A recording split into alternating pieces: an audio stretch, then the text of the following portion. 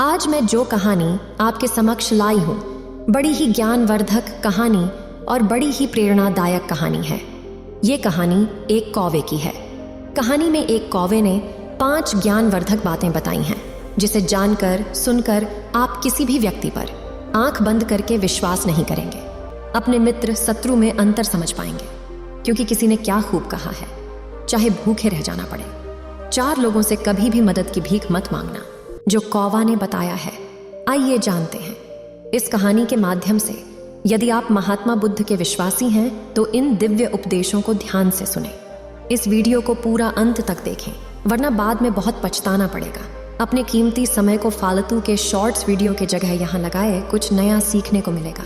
कहानी को शुरू करने के साथ ही हम आपको बनारस की आरती दिखाने जा रहे हैं। आरती देखते हुए कथा की शुरुआत करते हैं। एक समय की बात है, किसी जंगल में तबाही आ गई। तबाही कैसे कि बारिश के मौसम में भी एक बूंद पानी नहीं बरसा, यानी अकाल सूखा पड़ गया। सारे नदी नाले झरने तालाब लगभग सूखने लगे। जंगल में रहने वाले जानवरों के लिए, पशु पक्षियों के लिए खाने के लिए कुछ नहीं रह गया। जंगल के सभी जानवर, पशु पक्षी उस स्थान को छोड़कर किसी अन्य जंगल में जाने लगे। उसी जंगल में एक कौवे का जोड़ा रहता था। वह कौवे का जोड़ा एक पेड़ की डाली पर बैठा हुआ था।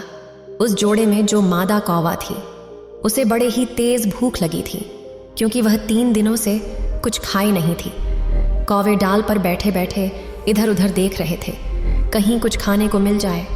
तभी उसी वृक्ष के नीचे एक लोमड़ी कुछ मांस का टुकड़ा मुंह में दबाए आ जाती है। कौवे ने देखा और उसकी भूख तीव्र हो गई। कौवे ने लोमड़ी से कहा, बहन, मैं 3 दिनों से भूखी हूँ, कृपया कर आप हमें थोड़ा सा भोजन दे दीजिए, बड़ी ही उपकार होगा, नहीं तो भूख से मेरे प्राण निकल जाएंगे। लोमड़ी ने देखा कौवा और कौवे भी डाल पर बैठे हैं, तो लोमड़ी ने सोचा, इस मांस के टुकड़े से मेरा पेट नहीं भरेगा। लोमड़ी तो चालाक होती है। लोमड़ी सोचती है, मैं इस कौवे को बहाने से अपने पास बुलाऊंगी और मारकर खा जाऊंगी, जिससे मेरा पेट भी भर जाएगा। लोमड़ी ने कौवे से कहा, तुम घबराओ नहीं, मेरे पास आकर आराम से इस मांस के कुछ टुकड़े को खा लो। कौवे तैयार हो जाती है और वह जब जाने लगती है, तब कौवा उसे रोकते हुए कहता है, तुम पागलों गई हो। अरे ये हमारे दुश्मन हैं, ये सिकरी हैं। अगर तुम पास में जाओगी तो तुम्हें मारकर खा जाएगी। वह कौवे कहती है, नहीं, मैं जाऊंगी, जरूर जाऊंगी, ये हमारे साथ ऐसा कुछ नहीं करेगी। कौवा भी उसे समझाता है, मेरी बात को समझो, तुम उसके पास ना जाओ, वो तुम्हें मारकर खा जाएगी। कौवे की बात को नहीं समझती है, तो कौवा कहता है, तुम ऐसे नहीं समझोगी, हम तुम्हें एक कथा सुनाते हैं, उसके बाद तुम वहां पर जाना। दोस्तों, कौवा लोमड़ी के पास नहीं जाती और कौवा की बात सुनने लगती है। कौवा कहता है, सुनो कौवी, एक जंगल में 2 कबूतर और कबूतरी बरगद के खोह में रहा करते थे, और उसी बरगद के खोह में एक सर्प भी रहा करता था। जब तोते अंडा देती थी तो वो सर्प उस अंडे को खा जाया करता था। जब तोता भोजन के लिए बाहर निकला करते थे, तो सर्प अपने खोह से निकलकर बड़े आराम से अंडों को खा जाया करता था। कभी कभी अंडों से बच्चे निकल जाया करते थे, तो वो सारे बच्चों को भी खा जाया करता था। वो दोनों कबूतर कबूतरी बड़े ही परेशान रहा करते थे। कबूतर के साथ ऐसा कई बार हो चुका था। कबूतर कबूतरी बैठे बैठे रो रहे थे। वहीं बरगद की डाल पर एक बगुला आकर बैठ जाता है, और बगुला ने देखा वो दोनों कबूतर कबूतरी रो रहे हैं, तो वह देखकर वह बगुला कबूतर से पूछता है, क्या हुआ कबूतरी, तू इतना विलाप क्यों कर रही हो, क्यों रो रही हो। कबूतरों ने अपनी सारी कहानी सुना डाली और कहती है, मेरे साथ ऐसा कुछ कई बार हुआ है। मैं जितनी बार अंडे देती हूँ, जितनी बार मेरे बच्चे होते हैं, वो दुष्ट सर्प हमारी गैर मौजूदगी में सारे अंडों को खा जाता है। हम इस बात से बड़ी परेशान हैं। हम कर भी क्या सकते हैं, वो सिर्फ इसी वृक्ष के खोह में रहता है। हम असहाय हैं, हम उससे लड़ भी नहीं सकते। वो बहुत खतरनाक है, वह बहुत ही दुष्ट है।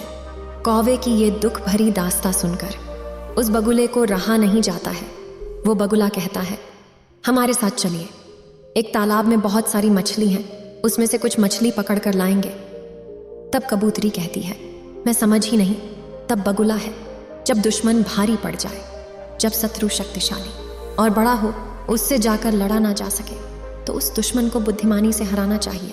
कबूतर ने कहा, वो कैसे।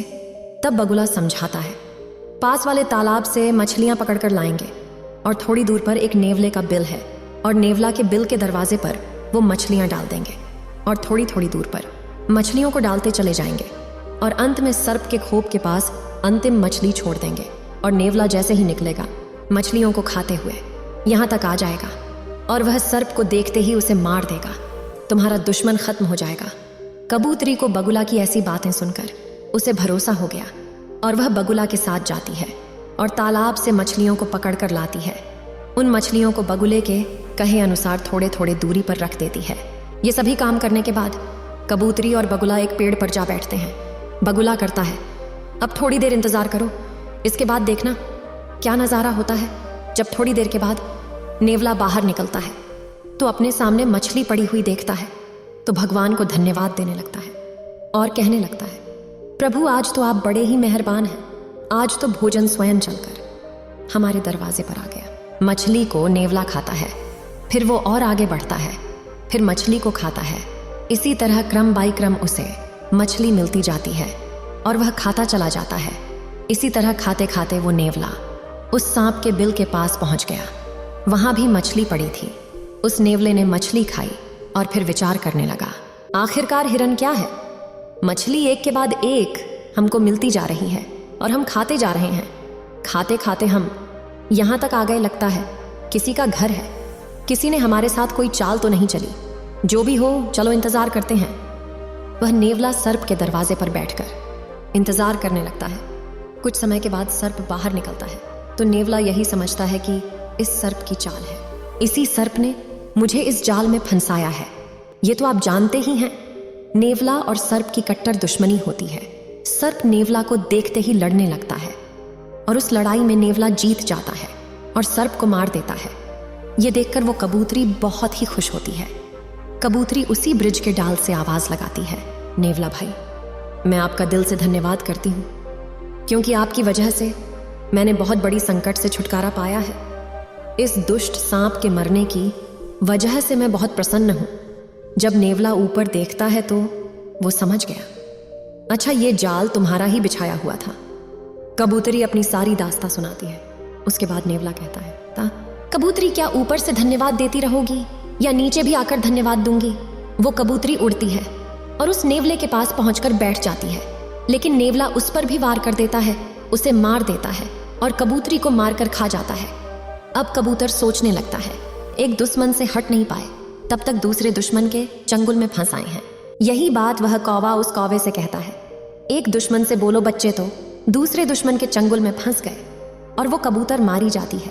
वो भूल गई वो नेवला दुश्मन है, हमें छोड़ेगा नहीं। वह उस नेवले पर भरोसा कर लेती है। इसलिए कौवे तुम इस लोमड़ी के पास मत जाओ, ये हमारी दुश्मन है, ये जरूर तुमको मार देगी और मारकर खा जाएगी। इसी तरीके से इन 4 लोगों से कभी मदद की भीख मत मांगना। तब कौवे ने पूछा, वो कौन से 4 लोग हैं? कौवा कहता है, दुश्मन से कभी भी मदद की भीख मत मांगना।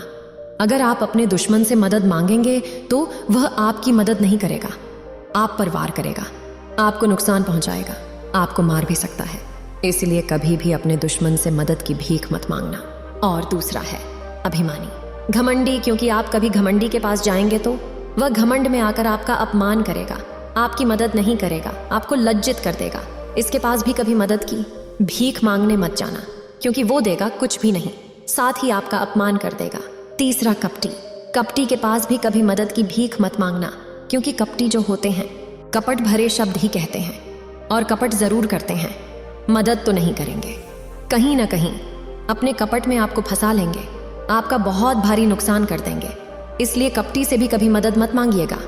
चौथा नशेबाज व्यक्ति, नशेबाज आदमी से कभी मदद की भीख मत मांगना। जैसे आपको कहीं जाना है, आपको वाहन मिल नहीं रहा है, तो ऐसे में आप किसी नशेबाज व्यक्ति से लिफ्ट लेंगे तो समझ लीजिए वो नशे में तो खुद है, अपने आप को नहीं संभाल पा रहा है, तो वह वाहन कैसे चलाएगा? आप खुद सोच सकते हैं, वो खुद मरेगा और आपको भी मारेगा। तो इसलिए नशेबाज व्यक्ति से भी कभी मदद मत मांगना, चाहे आप भूखे, चाहे आप रास्ते में हो, चाहे किसी भी परिस्थिति में हो, ऐसे लोगों से मदद मत मांगना। इन 4 लोगों पर कभी भी विश्वास मत करना। पहला दुश्मन, दूसरा अभिमानी, तीसरा कपटी, चौथा नशेबाज आदमी वो कौवे अपने पति की बात को मानकर नहीं जाती है। ये कहानी हमें यही सीख देती है कि चाहे मर जाए मगर इन 4 लोगों से मदद की भीख मत मांगना। उम्मीद है आप सभी को यह वीडियो अच्छी लगी होगी।